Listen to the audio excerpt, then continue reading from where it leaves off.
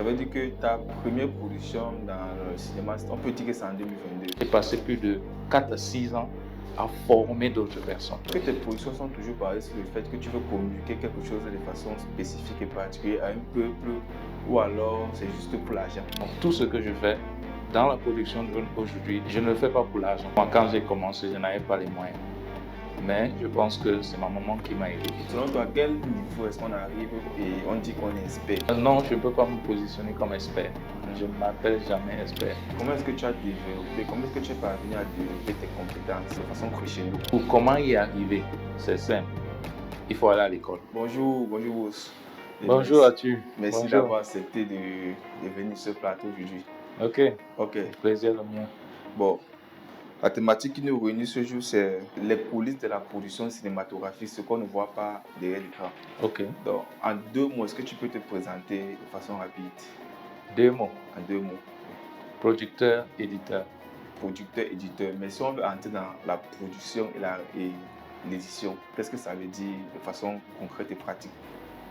La production, ça veut tout simplement dire la préparation. Ok. D'accord. Parce qu'avant de produire, il faut être prêt.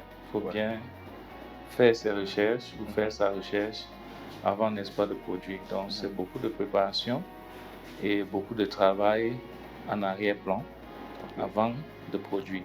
Oui. Et l'édition? Et l'édition, c'est le montage vidéo. C'est-à-dire après donc d'avoir produit ce que nous faisons. Est-ce que tu peux nous parler d'une de tes expériences de travail sur le plan national et peut-être international aussi?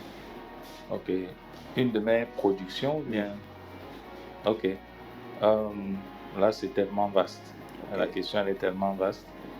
Mais s'il faut réfléchir à une de mes productions ici, dans le pays, je me rappelle quand j'étais à Yaoundé, je travaillais pour une agence de communication. Ça, c'était à Yaoundé.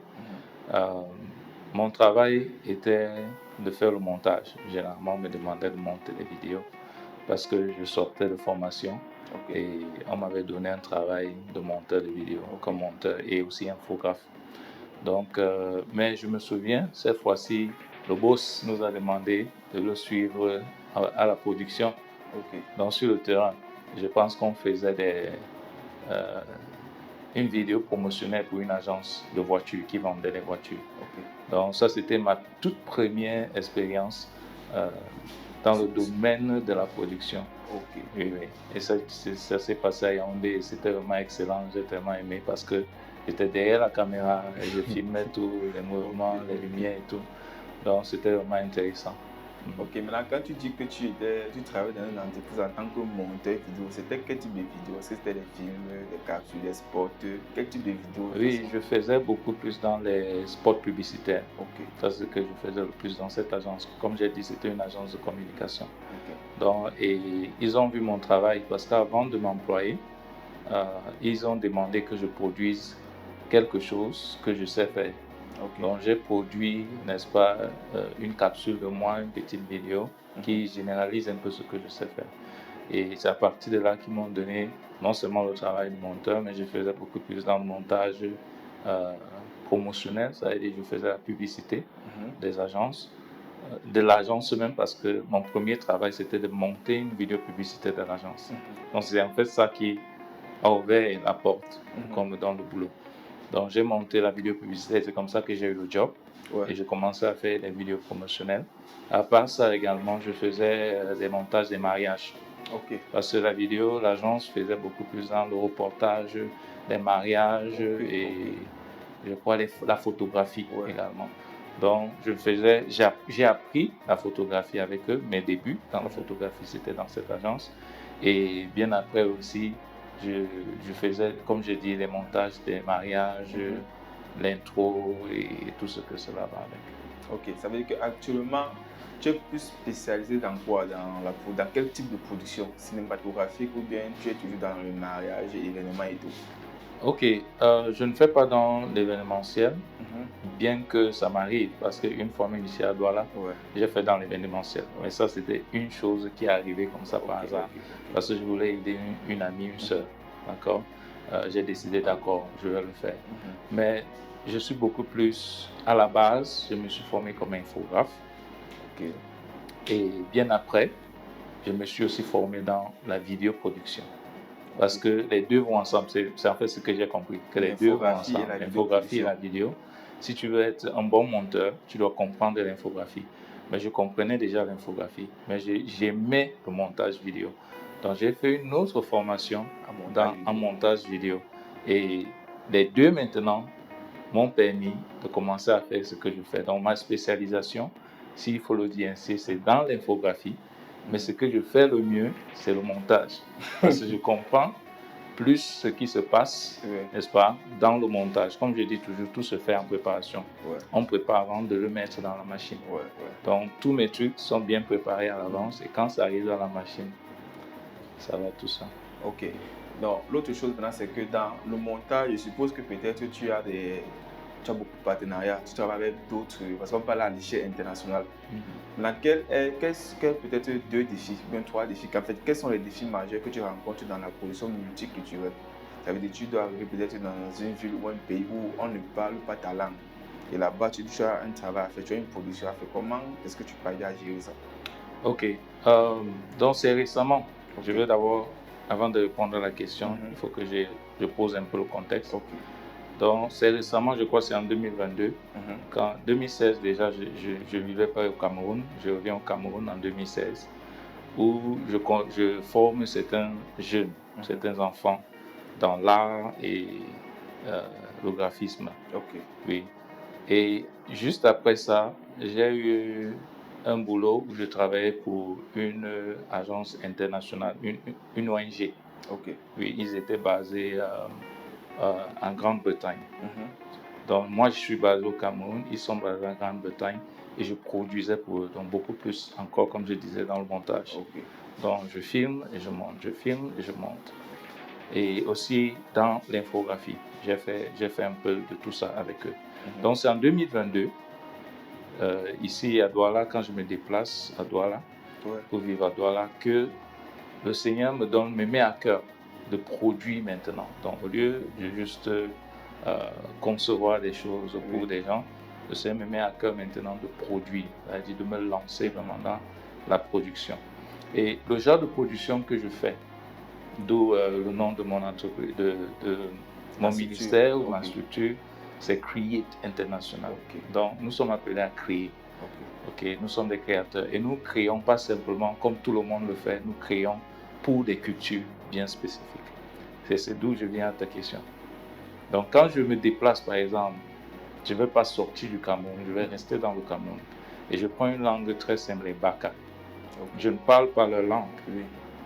Et si j'arrive même là-bas, tout ce qu'ils font sera bizarre pour moi. Mais j'ai à cœur de produire un film pour les Baka. Et j'ai envie de communiquer quelque chose à ce peuple. Alors qu'est-ce que je fais? Je travaille avec des gens qui vivent avec eux. Donc tout part de là. Est-ce que je connais des personnes avec qui je peux travailler? Ça veut dire faire ma pré-production. Donc je vais là-bas, je fais mes recherches, je trouve quelqu'un et cette personne me semble être la meilleure personne avec qui travailler et cette personne me donne des informations dont j'ai besoin et maintenant je conçois donc mon scénario. Et dès que le scénario est terminé, je partage mon scénario avec cette personne. Et bien après, donc, ensemble, nous développons un scénario qui est adapté à ce peuple, bien que je ne parle pas la langue. Mais lui, il parle la langue. Il connaît mieux la culture que moi. Alors, il m'aide dans ce que je suis en train de rédiger à bien faire mon travail. Tu vois? Et dès que cela est terminé, je constitue donc une équipe et les fonds, n'est-ce pas? Et maintenant, on descend sur le terrain. On fait ce qu'on appelle le casting. Et le casting, ce n'est pas avec des gens qui sont partis à l'école, qui savent comment faire là. Non, on appelle le peuple de Baka. Ces gens, ces villageois-là, on les appelle et on fait le casting. Et maintenant, parmi eux, on déniche des potentiels acteurs. Et ces acteurs, maintenant, on va travailler ensemble pour produire donc, le film que nous voulons produire. Donc, ce sera un film qui est fait pour eux, par eux et pour leur peuple. Ça veut dire que ta première production dans le cinéma, on peut dire que c'est en 2022. Oui, c'est en 2022, première production dans le cinéma. Dans le cinéma. Oui. Et ça veut dire que, en fait, selon ce que tu dis, tu as, je dis comment, tes productions, est-ce que tes productions sont toujours basées sur le fait que tu veux communiquer quelque chose de façon spécifique et particulière à un peuple ou alors c'est juste pour l'argent? Ok, c'est un peu ambigu la question, Ok. mais ce que je veux dire très simplement, Mhm. c'est que tout ce que nous faisons, nous communiquons quelque chose. Ok. Il n'y a rien dans tout ce que nous Oui. faisons qui ne communique pas. Oui. Nous communiquons quelque chose. Même si nous restons silencieux, Mhm. ça dit quelque chose. Donc, un de mes enseignants disait que nous ne pouvons ne pas communiquer. Mhm. D'accord, dans tout ce que nous faisons, il y a un message que nous envoyons. Et quand je fais une production depuis 2022, c'est pour apporter un message spécifique. Et généralement, pour nous qui travaillons pour le Seigneur, nous apportons un message d'évangile. Mhm. Nous apportons le salut à ces personnes-là. Donc, nous voulons communiquer Christ à ces personnes. D'accord. Donc, tout ce que je fais dans la production d'aujourd'hui, c'est pour communiquer le message de l'évangile à ces personnes-là. Ok. Et je ne le fais pas pour l'argent. Ok. Je ne le fais pas pour l'argent, Ok. puisque le Seigneur nous a appelés et nous a établis pour porter du fruit pour lui. Mhm. C'est pour sa gloire. Bien que nous avons besoin personnellement d'argent, Mhm. nous voulons servir le Seigneur d'abord. Ok. Et c'est le Seigneur par la suite maintenant qui prend soin de nous comme Ouais. il prend soin de son peuple. Ok. Maintenant, est-ce qu'aujourd'hui, tu peux te positionner en tant qu'expert dans la production cinématographique? Ok, non, je ne peux pas me positionner comme expert. Mhm. Je ne m'appelle jamais expert. Ok. Même si je sais qu'il y a des connaissances Oui. déjà acquises, qui sont bien acquises Mhm. et bien assises, je ne me suis jamais considéré comme expert parce que je pense que chaque jour nous apprenons. Ok. Chaque jour nous apprenons. Maintenant, selon toi, à quel niveau est-ce qu'on arrive et on dit qu'on est expert? Bien, d'aucuns vont se dire qu'ils sont experts parce qu'ils sont allés à l'école, ils ont un doctorat dans la cinématographie, parce que j'en connais, j'ai un ami qui a le doctorat ou qui termine son doctorat en cinématographie. Ok. Il peut s'appeler expert. Ouais. D'aucuns vont dire c'est parce qu'il a une panoplie de films déjà là, alors il peut s'appeler expert. Mais il n'y a pas une définition pour nous, pour moi en tout cas, il n'y a pas une définition d'expert dans le domaine de la cinématographie, parce que même ce que nous sommes en train de faire là maintenant, c'est une bonne chose. Ok. Et même si elle est toute petite, Oui.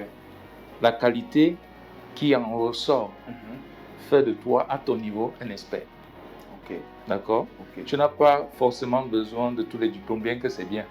Bien que c'est bien de continuer d'apprendre et de faire tout ceci. Mais toi, à ton niveau, tu es déjà un expert. Parce que si tu peux assembler le matériel, positionner la lumière, faire des enregistrements, faire ton montage, et que ce qui en ressort, c'est une bonne qualité, une haute qualité, tu es un expert à ton niveau. Et il y a d'autres domaines seulement qui t'échappent. Mais à ton niveau, tu es un expert. Donc je considère ça comme cela. Ok, maintenant, ça veut dire que tu ne peux pas te considérer comme un expert, mais tu peux quand même dire que tu as une compétence dans la production cinématographique. Oui, j'en ai. Ok, comment est-ce que tu as développé, comment est-ce que tu es parvenu à développer tes compétences de façon, on va dire de façon, on va dire ça comment, de façon crescendo? Ok, je vais le dire simplement, s'il y a un jeune là-bas qui peut-être rêve un jour de devenir producteur cinématographique et tout, le but ou comment y arriver, c'est simple. Il faut aller à l'école. Ok. D'accord? D'autres n'ont pas les moyens d'aller à l'école. Comme moi, quand j'ai commencé, je n'avais pas les moyens. Mais je pense que c'est ma maman qui m'a aidé. D'accord? Dans mes débuts, je m'étais donné un challenge que si ma mère m'aide et que j'acquiers une connaissance, cette connaissance doit me donner de l'argent pour acquérir une autre connaissance, qui va me donner de l'argent pour acquérir une autre connaissance, qui va me donner de l'argent pour... Donc c'est comme ça que j'ai fonctionné dans mon esprit. Et alors quand j'ai fini ma formation en graphisme et dans le design et la communication digitale, parce que j'ai fait ça, et quand j'ai terminé, j'ai trouvé l'emploi. Donc mon premier emploi, c'était le montage des sites internet. Et ça m'a donné beaucoup d'argent qui me permettait maintenant de prendre, non pas seulement soin de moi, mais de mes études. J'ai continué à financer mes études, j'ai continué à payer d'autres formations et j'ai continué à me former. Et je ne me suis pas arrêté là. J'ai enseigné d'autres personnes. J'ai passé plus de 4 à 6 ans à former d'autres personnes et à entre-temps, comme je disais, produire pour des agences et des ONG. Donc c'est ce que j'ai passé mon temps à faire. Mais pour y arriver, c'est l'éducation. Il faut avoir la connaissance. Aujourd'hui, de nos jours, c'est pas comme avant, il y a 15, 10 ans, on n'avait pas accès à Internet comme aujourd'hui. Maintenant, dans YouTube, quelqu'un peut s'asseoir dans sa chambre, parce que je connais quelqu'un qui se fait beaucoup d'argent, et je ne sais pas s'il est à Douala ou à Boya. On l'appelle quelqu'un avec il s'appelle un docteur. Lui, il s'appelle docteur. Bon, mais lui, il n'est pas allé dans les salles de cours comme nous dans les débuts. Il s'est assis quelque part et il s'est donné à fond pour comprendre la cinématographie. Tu vois un peu, pour comprendre comment est-ce que ce domaine de vidéo, le montage, comment ça fonctionne. Et aujourd'hui, il s'appelle docteur. Mais il a commencé quelque part. Donc, on a accès à Internet. Si tu peux avoir 5000 ou 2000, tu achètes des mégas ou les gigas, tu te connectes et tu commences à visionner. Et ça, c'est autodidacte, n'est-ce pas? Maintenant, par la suite, tu continues à prier. Peut-être Dieu va te mettre sur la route de quelqu'un qui va maintenant te porter et qui va t'amener là où tu veux arriver. Tu vois, comme on va dire au sommet, qui va t'amener au sommet. Parce que dis-toi que tu ne peux pas aller là-bas tout seul. Il faut que quelqu'un soit avec toi pour t'y amener. Ok. Maintenant, selon toi, quelle est la différence qu'il y a entre un court, un moyen et un long métrage? Ça c'est une bonne question. Entre un court, un moyen et un long métrage. Je ne savais pas qu'il y avait ce qu'on appelle moyen métrage. Parce que déjà le terme moyen court et long métrage. Oui, tout ce que je sais c'est court et long. Et la différence c'est le timing.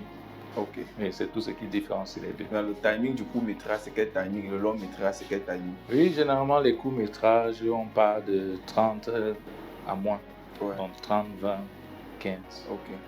Mais les longs métrages, c'est déjà 1 heure, 1 heure 20 minutes, 1 heure 32 heures. Les longs métrages. Maintenant, quels sont, étant donné que nous sommes dans le court et les longs métrages, quels sont selon toi les aspects les plus importants lors de la production d'un film? J'ai commencé par dire c'est la préparation. La préparation. Parce que si tu rates ta préparation, ce qu'on appelle généralement la pré-production, même avant la pré-production, il y a ce qu'on appelle la phase de développement. Donc tu fais les recherches, les brainstorming, tout ça. Donc c'est là où tu pars. Si tu as raté quelque chose là, tout le reste c'est rien du tout parce que tu vas communiquer quoi? Tu vas rien communiquer. Donc la phase vraiment qui est très importante, c'est la phase de développement et de pré-production. Voilà les deux phases qui sont très importantes dans une production. La phase de développement et de pré-production. De développement et de pré-production. Comment tu fais pour gérer les compromis entre la créativité et les contraintes budgétaires? Ça veut dire, je prends un exemple de façon simple. Tu as envie de réaliser un long métrage. Tu as développé, tu as fait la base de la pré-production. Maintenant, sauf qu'au niveau maintenant des budgets, ce n'est pas ça. Comment est-ce que tu parviens à gérer? Déjà, quand tu fais les deux phases, développement et pré, là déjà tu sais combien tu dois avoir. Parce que tu ne peux pas quitter cette phase sans connaître ce que tu veux réaliser, créativité, et combien tu as besoin pour le faire. Et cette façon, tu comprends. Parce que tout part de cette phase. C'est pourquoi je dirais très important. Parce que c'est là où tu détermines si le budget que tu as va te permettre de réaliser ce que tu as à l'esprit de réaliser. Alors, si ce que tu as à l'esprit de réaliser dicte le budget, ou le budget dicte ta créativité, c'est là où le conflit se pose. Je pense que c'est la question que tu es en train de poser.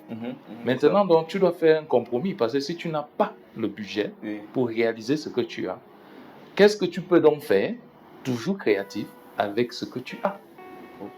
On se comprend? On se comprend. Oui. Parce que si ma production va me permettre de faire tout ce que j'ai envie de faire à la hauteur d'1 million de francs CFA. Et que j'ai les 1 million de francs CFA, alors je vais le faire. Mais si ma créativité, et je vais un peu creuser plus en profondeur. Disons que ce que j'ai envie de faire, j'ai besoin de 10 personnes pour réaliser. Ça entre dans ma créativité. Donc pour réaliser tout ça, il me faut 10 personnes. Il me faut un matériel de ouf. D'accord? Pour réaliser ça. Mais les 1 million ne me permet pas de payer tous les 10 personnes et d'acquérir mon matériel de ouf. qu'est-ce que je fais? Est-ce que je vais réduire le nombre de personnes? Est-ce que je ne vais pas acheter le matériel dont j'ai besoin? Est-ce que je dois louer? Et s'il faut même louer, ça va me coûter combien? Donc, c'est tout cela qu'il faut voir. Ok, ça c'est en phase de développement. Toujours dans la phase de développement et de pré-production. On n'est même pas encore sorti de là. Parce que dès qu'on est là, ça détermine tout.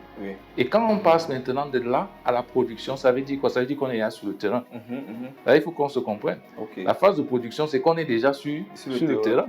On sait où on part. On sait où on part, on sait ça commence en pré-production. Production, on est déjà sur le terrain. On a déjà tout le matériel. Et on connaît déjà où on va aller filmer. On a déjà nos acteurs. On n'est pas encore en production sans les acteurs. On connaît déjà, on a déjà fait le casting. Tout ça là, c'est avant la production. Toujours dans la suite, en fait, toujours dans la question. Peut-être tu vas continuer, mais prenons un exemple simple. Illustre ça de façon simple. On a tout préparé en phase de développement et pré-production. Ça veut dire, on a peut-être dit qu'il faut 10 millions pour un projet long métrage. Tous les acteurs sont connus, tout est calé. Mais on va donc en phase de production et on se rend compte qu'en phase de production, il y a une dernière imprévu qui sort. Peut-être on avait peut-être mal, je ne sais pas trop, on n'avait pas pris en compte un certain nombre de détails. Et là, ça survient. Comment est-ce qu'on gère ça? Voilà, il y a toujours les imprévus. Et c'est pourquoi en phase de pré-production, on prévoit toujours les imprévus. Ok, même les imprévus, c'est préparé. Les imprévus doivent être préparés. Je ne connais pas comment les gens font là-bas dehors, mais nous, quand on s'assoit pour faire notre pré-production, on prévoit les imprévus.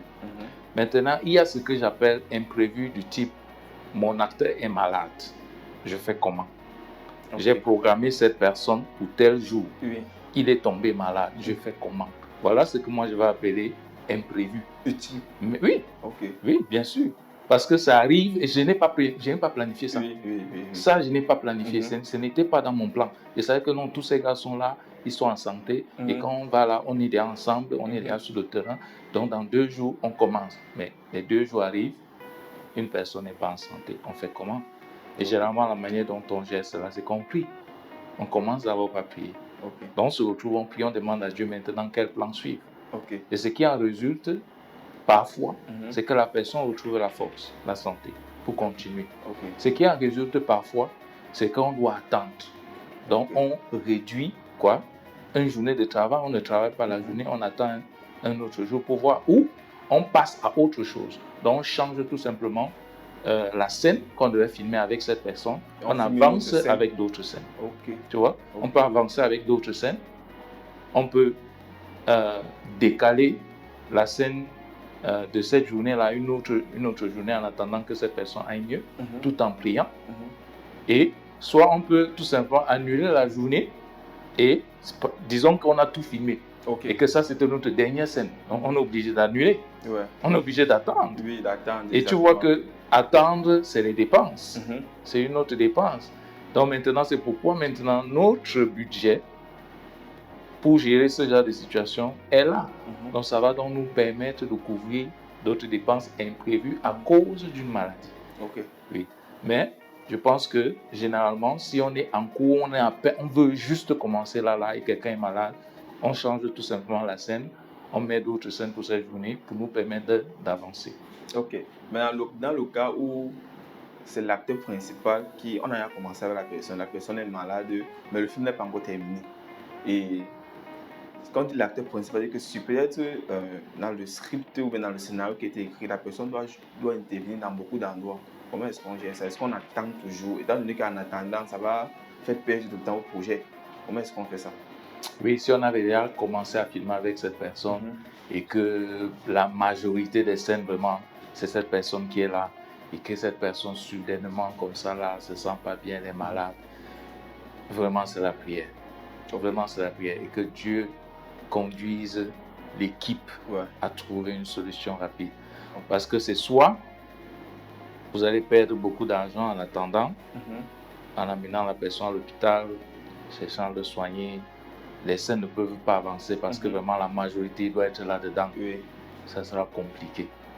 Mais je n'ai jamais vu, en tout cas dans notre cas, une chose pareille arriver, où on a un seul personnage partout dans toutes les scènes. C'est rare, c'est généralement rare de trouver une personne partout partout. Non. Mais je pense quand même que si ça arrive, c'est soit ce projet aura vraiment des difficultés à avancer, ils vont dépenser beaucoup d'argent parce que ça, ils n'ont vraiment pas prévu. Mettre une personne partout là, c'est risqué. Du moins, ça augmente même le risque de l'échec. Ouais. D'accord. Ça augmente le risque de l'échec, avoir une personne dans tout. Ok. Ou une autre chose que l'équipe peut décider de faire, c'est programmer des saisons de tournage. Ok. Ok. Donc, par exemple, si cette personne est dans 10 scènes et que nous avons 12 scènes, qu'est-ce que je fais? Je peux programmer cette personne sur... Je peux étaler ma production sur plusieurs mois, plusieurs semaines, des trucs comme ça. Ça, je peux le faire. Et c'est encore, tu vois, pré-production. Et c'est pourquoi il dit, faites attention. Si on met une seule personne dans plusieurs scènes, là, il faut déjà réfléchir à ça. Ça augmente un risque. Ouais. Qu'est-ce qui va se passer si cette personne? Qu'est-ce qui peut se passer si cette personne? Qu'est-ce qui peut se passer? Et d'autres même prévoient un double. Ok. On peut prévoir un double. D'autres peuvent prévoir un double. Ça veut dire que toi, tu es le rédacteur principal. Mais pendant le casting, j'ai déniché quelqu'un qui est à côté de ce que toi, tu peux faire. Et je le garde. Et ça sera ton double. Au cas où. Tu vois, d'autres personnes réfléchissent comme ça. Donc, on a 2 acteurs, on a 2 personnes pour un seul rôle dans le film. Maintenant, si ça arrive que, comme tu dis là, la personne, vraiment, ça ne va pas, ça tarde, on va tout simplement reprendre ce qu'on a déjà fait avec son double pour pouvoir avancer. Ok.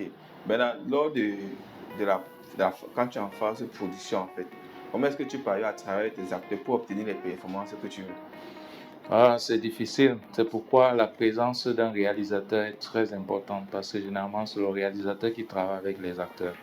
N'est-ce pas? Il a son script, il fait son casting, il comprend qui il veut dans le film et c'est lui qui travaille avec ces gens-là sur le terrain.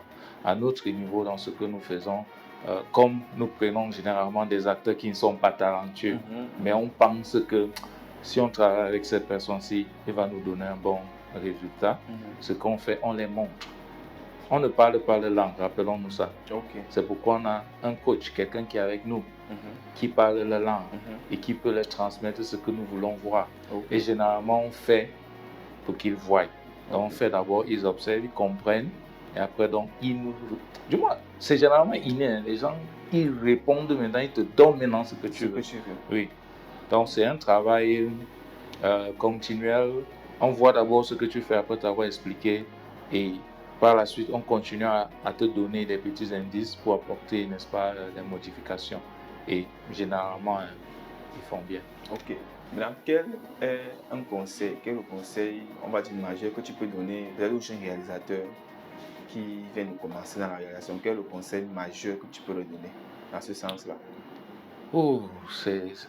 Comme j'ai dit, la cinématographie est tellement vaste. Il y a beaucoup de conseils qu'on peut bien donner aux gens qui débutent ou qui sont déjà là. Mais tout ce que je vais dire, c'est que les gars doivent être patients. La patience. Ok. La patience, je pense que dans notre métier, est la clé. Si on n'est pas patient, on risque soit perdre de l'argent, soit perdre du temps, soit perdre une relation à cause de quelque chose qui n'a pas bien marché. Donc, être patient, c'est la clé. Parce que généralement, dans la période de recherche et de développement et de pré-production, là, ça doit prendre du temps. Il faut bien étudier la chose. Il faut bien faire la recherche. Il faut aller toujours se rencontrer avec des gens, causer et tout ça. Ça prend du temps. Et si tu es pressé, parce que tu veux rapidement faire ce film, il faut que ça sorte en 2 mois. Il faut que ce soit déjà sur le marché. Parce que tu as les finances, tu as tout et tout. Et tu veux tout faire rapidement. Peut-être pour toi, ça va marcher.